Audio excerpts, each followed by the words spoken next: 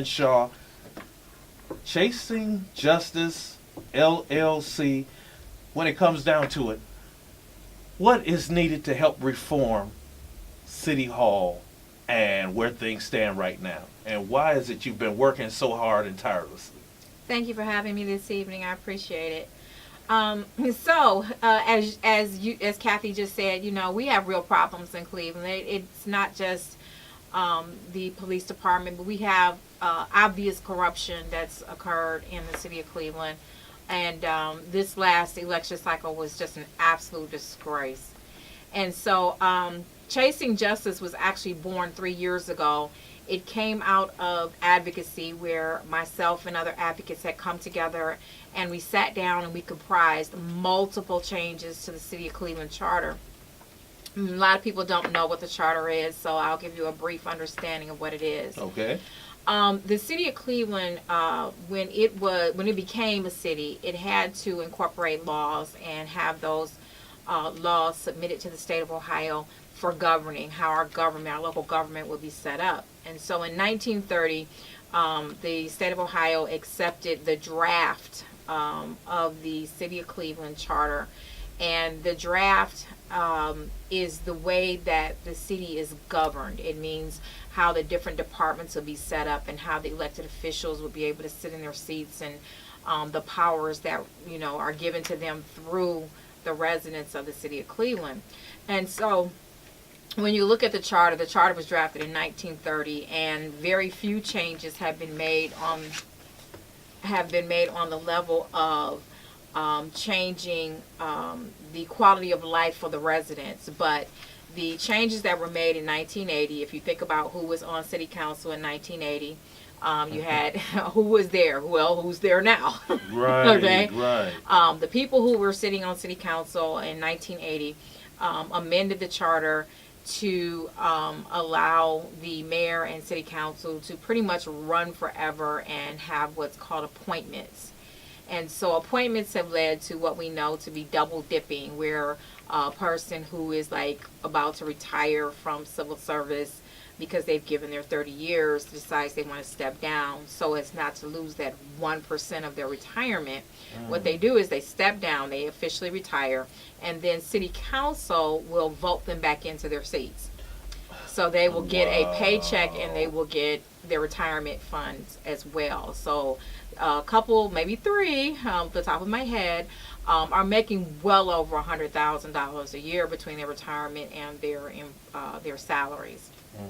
And so in 1980, these changes were very significant, and what we've seen is the baton be passed back and forth, and we've seen the treachery between them, where they redistricted and they kicked Eugene Miller out. They pitted Eugene and Jeff Johnson against each other, and so you see the corruption within City Cleveland.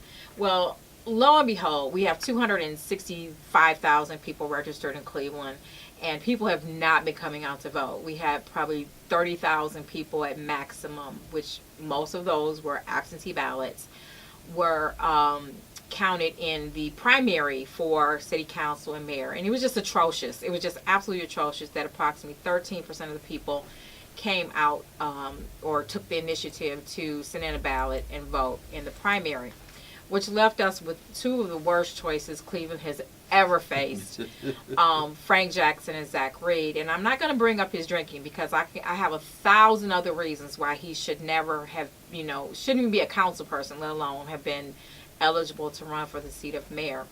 But in any event, we were left with two very bad choices, and I have been voting since I was 18 years old. When I got to the mayor section of the ballot, I skipped right over it. I abstained from it. I did vote on judges and issues and council person, but I refused to give my vote to either one of them. People have short memories. We got Frank through the ABC principle, which was anybody but Campbell. And so we were now faced with getting rid of Frank, and now we're looking at who the challenger is, and I still don't know how we got that one in, but somehow we got Zach. So it motivated me to reprise this effort of changing the charter, that after interviewing a lot of the candidates who were running for city council seats, who did not have the name recognition and party affiliation as the current council members do, listening to them, what they wanted to do, how they wanted to serve the city, and how they were really dedicated and they really wanted to make a difference, didn't even come close to winning primaries. Right. So it just activated me in terms of talking not only to them but residents on East and West Side about the disheartenment and how disgruntled they are with the city council and the mayor and how they refuse to vote. And so what I did was I went into my briefcase and I dusted off these petitions that we had worked on 3 years ago. And I started up Change the Charter again. Okay, this is the second round. I'm doing Change the Charter. This time, people have been actively engaging. They've been calling me. They've been coming by my house. They've been meeting them. I've been giving them petitions. They're going out. They're talking to people. I'm going out with teams where we're actually standing outside in the cold and we're getting signatures. And people are very receptive to term limiting the city council and the mayor's seat. Is this like East Side or West Side or is, all sides? This is both sides. It's East Side and West Side. And okay. So what you'll see is the committee that has been formed is a bunch of us called grandmas. And there are 4 white women and 1 black woman, which is me, okay. Which have comprised this committee to circulate these petitions and we have to have 5,000 registered voters in Cleveland sign it. We are targeting 10,000 because of the margin of error, which often occurs when you're collecting signatures. You've got people that think they live in Cleveland and they really live in Garfield. Let's not be fooled. Downtown Cleveland has as much crime as inner city Cleveland does. And I've talked to people downtown who are just as disgruntled and disheartened as people that live in, the St. Clair, Collinwood, Mount Pleasant areas. So make no mistake, this is a city-wide issue in terms of safety. So what you have is you have a mayor who's in office who is in control of the Cleveland public school system. And that's another part of this movement because we are moving into the direction of getting a referendum to get our elected school board back. We don't need suburbanites who have all this money making decisions for our African American children, and obviously they don't have their best interests. And when you look at crime, I don't care what study you look at, crime is going to be based on the fact that there's no education, no training, no housing, no employment, and those things are important. They're extremely important to have a successful city in which you're going to live. So where we see the failure is we see the failure of our elected officials where they inherited a very flourishing city. I know because I grew up in Cleveland, and I remember when Cleveland had malls and they had businesses and department stores. And I remember when you walk downtown, you could not walk on the sidewalk because there was so many people down there. Now you could just walk down straight down, and maybe every 10 minutes you'll see somebody and say hi to them. So I've seen the decrease of the life of quality in Cleveland under these 30-year elected officials. It's just time for them to go. God bless you. Thanks for service, but it's time for you to go. First of all, let's deal with the reality that City Hall was never supposed to be a place where they stayed. They were not supposed to stay there. When you go back and you look at Carl Stokes, you look at Raymond Pianka, God rest his soul, you look at Charles Patton, you look at Earl B. Turner, people who served on city council expanded outward. And even when you look at Stanley Tolliver, he was on the school board, right. They expanded outward. They went out and they went into the clerk of courts and they made better programs for the residents. And so they took their expertise that they had in city council and they moved outward and they expanded services for the residents within the city of Cleveland. You don't see that happening now. You see people that are sitting in city council, they're making $65,000, $85,000, $100,000 a year. And what we have is we have empty lots, we have empty buildings, we have deteriorated buildings, we have increased crime, we have our children have no hope. We have the highest suicide rate among teenagers in the state of Ohio. All of this lays at the doorsteps of City Hall. Now, they can say it doesn't, but it does. If you're responsible for creating legislation, community development, and if you're responsible for educating our children and it's not happening, then it's time for you to go. It's just that simple. So here's the example that I gave everyone on Facebook, because the best way for me to explain the charter to everyone is like this. Amazon, multi-million, billion-dollar, gazillion Yes. conglomerate, they have what's called a human resource manual. Okay? They have employees. They tell the employees how they want their company to be run. They want their company to be run a specific way. Well, you, the voter, are sitting on the board, and you are one of the stockholders of your city because you're a voter, you're a resident, and you have the power to change your human resource manual. You have the power to tell your elected officials how you want your city to be run, and you have the power to tell them how you don't want it to be run. So let's talk real quick about this. Kathy Ray Coleman brought up the 137 shots and the police officers that were able to walk away. Well, Right. there's an arbitration agreement between this in the contract between the city of Cleveland and the Cleveland Police Department collective bargaining unit. A lot of people don't know that, and so in our city charter, we can remove the arbitration agreement. Okay, Whoa. we can change that. We can turn that around. We can make a difference. We can tell our police that if they don't serve us correctly, they can leave and they can be prosecuted like anyone else. We can remove a lot of the protections that they have through the collective bargaining agreement. And so there are a lot of changes that can be made through that charter. And you ask yourself, like, well, what can I do? Well, first of all, what you got to do is you got to sign the petition. Secondly, you have to expect them to reject the petitions, because they're going to reject the petitions. That's just automatic. This is the Right. process. We know nobody wants a pink slip. We can take it to them. We're going to say, we want you to change this. And they're going to say, no, we're not going to change this. Well, it automatically goes to the ballot. What we need it to go to next year's ballot. Why? Because more people will come out to vote for their governor and for their county judges. That's right. And that's the election that we want to get this on the ballot. We've got to get this on the ballot for that, so that people will know. Now, here's the other thing they're going to do. They're going to reach into their general quiet fund that nobody really is supposed to know about, and they're going to spend hundreds of thousands of dollars to send out literature why term limits are bad. So I've heard the term limit argument. Well, it messed up the State House. Well, let's examine that, shall we? Mm-hmm. Okay. The State House was messed up with term limits only because name recognition and party affiliation. They sent people to the State House that didn't have any experience in writing legislation.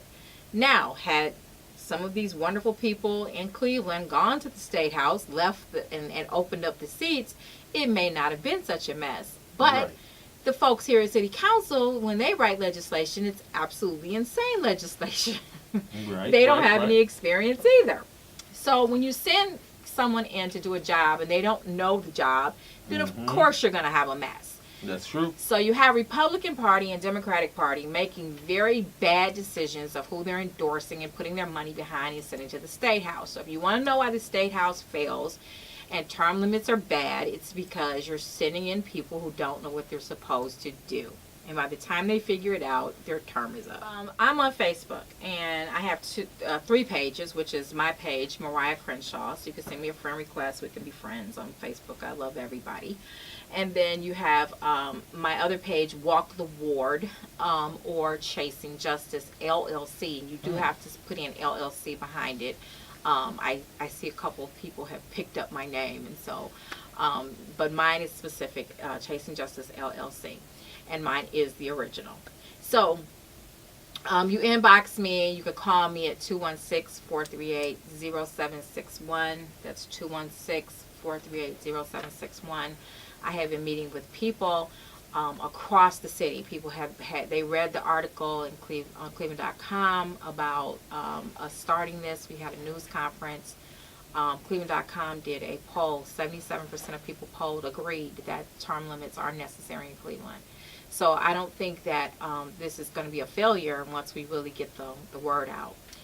We've been meeting at libraries and having team meetings, and there are business owners on the west side that have opened up their doors and let us in so we don't have to send out in the cold and we can collect signatures.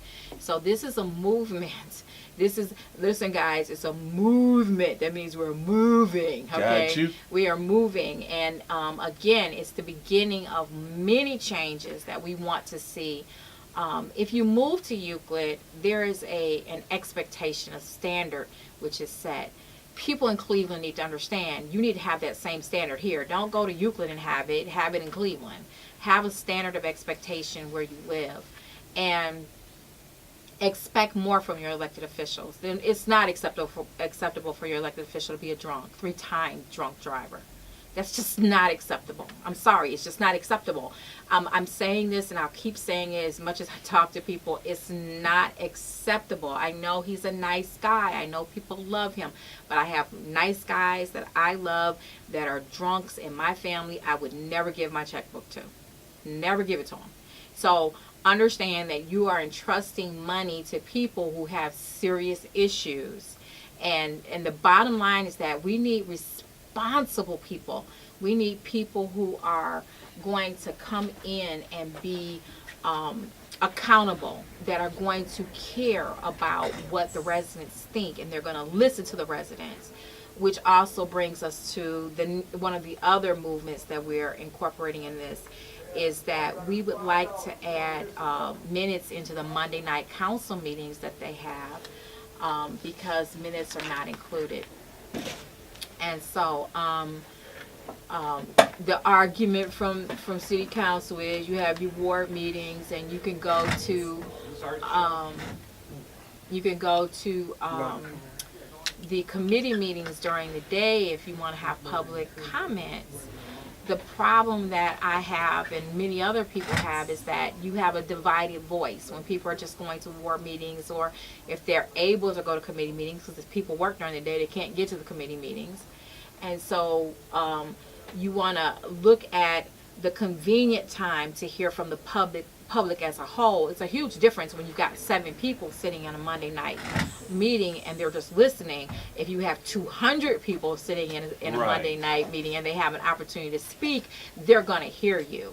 And so we do want to change that section of the charter where we can include minutes into the speaking. So once I believe that we get the term limits passed through, get it on the ballot, get people to vote for it, and we start cleaning house, people will see that this is a very sincere movement, very active movement, and it's proactive to the quality of life that we have in Cleveland. We can change the quality of life in Cleveland, but we have to make that choice.